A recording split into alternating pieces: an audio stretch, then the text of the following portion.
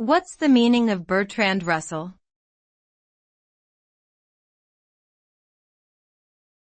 Bertrand Russell.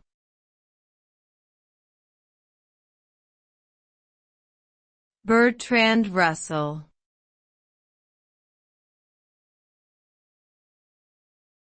Bertrand Russell.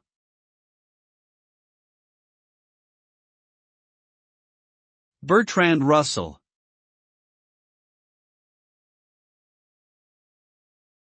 Bertrand Russell was a British philosopher, logician, mathematician, and social critic.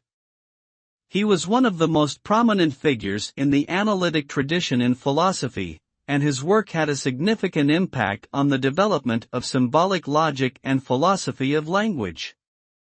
Russell was also known for his activism, particularly his advocacy for nuclear disarmament and his opposition to World War I. He received numerous awards and honors throughout his lifetime, including the Nobel Prize in Literature in 1950. Russell's contributions to philosophy, mathematics, and social commentary continue to be studied and debated by scholars today.